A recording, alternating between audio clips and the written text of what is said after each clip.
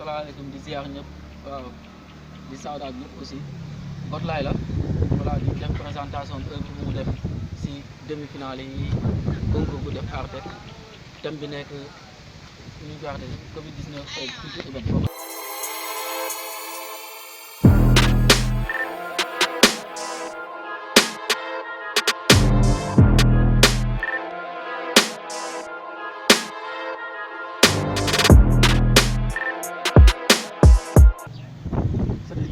jël nañ ko agencé mun naa léegi di gën a insister nit ñi rek ñuy sol masque yi di respecter aussi mesure bari distanciation bi ku nekk xam nga dajaloo bi mbooloo bi aussi gars yi di ko éviter ñu xam ne aussi feebar bi mu ngi fi bougé wu fi ñun ñoo war a def plus de vigilance voilà respecter mesures yi fi gars yi teg su boobaa ñu ku nekk dina am jàmm quoi voilà parce que su ma aaree sama bopp rek damay mën a aar keneen ki waaw ñun ñëpp ñu mën a aarante feebar bi dina daw quoi voilà c'était juste ça di ziar ñëpp di sant ñëpp aussi. Voilà, bonsoir, c'est Malik Sarr. Voilà, j'aimerais présenter cette œuvre.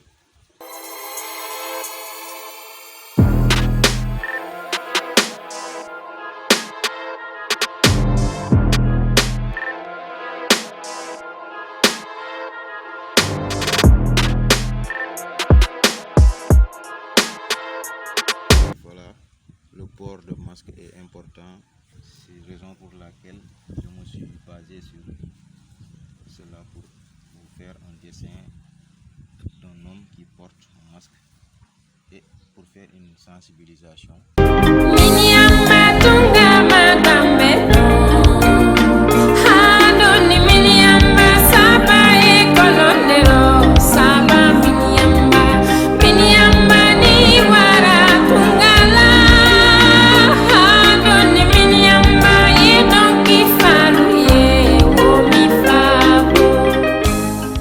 Le coronavirus est une maladie réelle et mortelle. Depuis son apparition dans le monde en décembre 2019, elle n'a cessé de tuer des êtres humains. Elle se propage très vite, mais elle ne se déplace pas toute seule. Elle est toujours transportée par les hommes.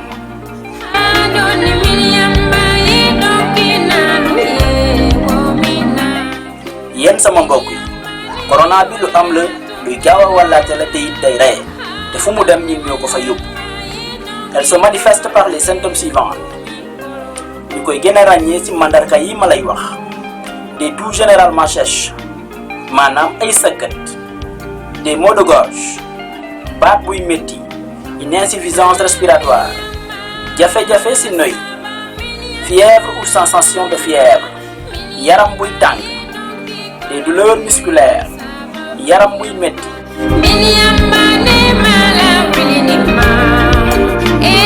Comment faire pour ne pas être contaminé par le coronavirus? Naka la ñuy def ba mucc ci feebar bi di coronavirus?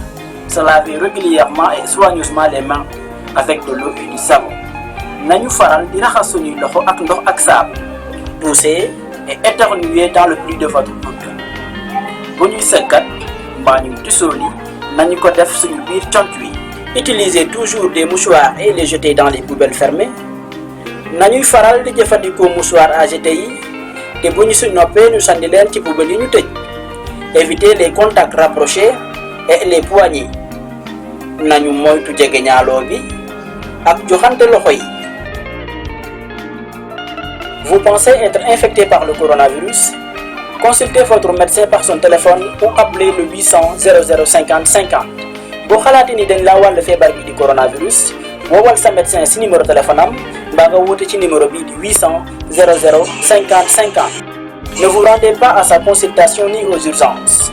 Bul demal sa bopp mukk ci hôpital yi mbaa ci urgence yi te teguñu la mukk ci ay tegtal. Bu leen fàtte it mukk di sol seeni masque bu leen di génn. Prenez soin de vous mais aussi des autres. Sàmmal sa bopp sàmm say morom. Les coronavirus sont des virus à ARN fréquents dans la famille des coronaviridae qui sont responsables d'infections digestives et respiratoires chez l'homme et l'animal. Le virus doit son nom à l'apparence de ses particules virales portant des excroissances qui évoquent une couronne. Le Covid-19 est la maladie infectieuse causée par le dernier coronavirus qui a été découvert en Chine, en Wuhan. Un virus, c'est quoi? C'est des êtres microscopiques comme les bactéries, comme les parasites, certains parasites. Cette particularité a fait qu'on les a classés à un règne à part.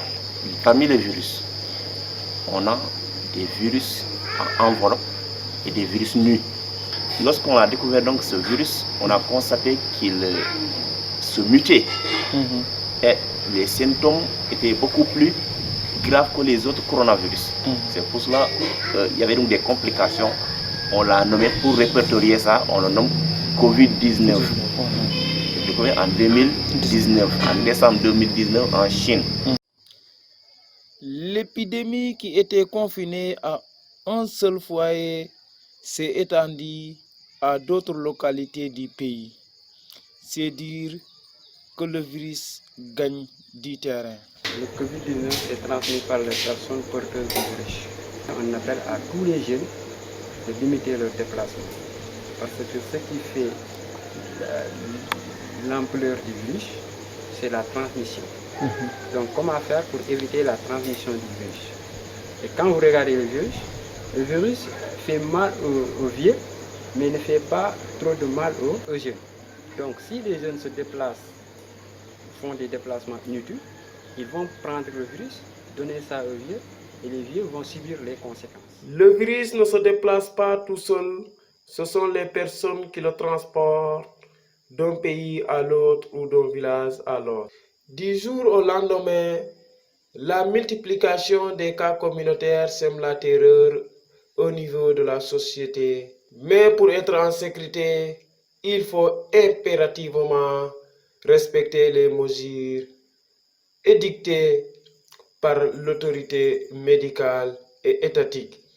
Le port du masque, le lavage des mains avec de l'eau et du savon, la distanciation physique et sociale, mais aussi l'utilisation du gel hydroalcoolique Mamadouba Diofior.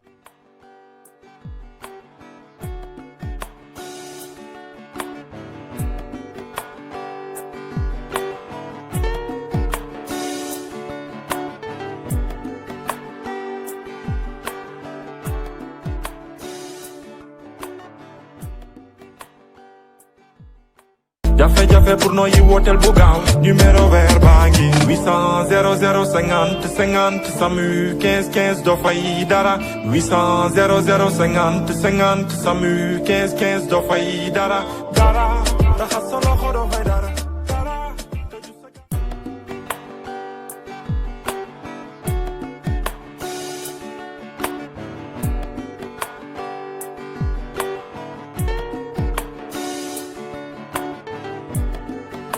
Layenan ko jafe lembe na aduna bile jago yatuna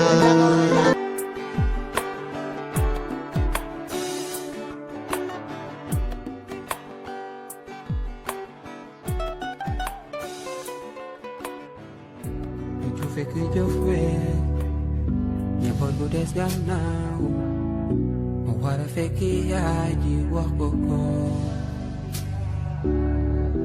kër gi dañuy jooy deseetu ñu rongoñ dem nañu sa gannaaw fu ma koy waxee ay doom yu sax ci xool ñoo doono li ñu boole man fu ma war a jaar ba ñu baal ma ñoo doonoon suñu doole ñoo doonoon bi lay doom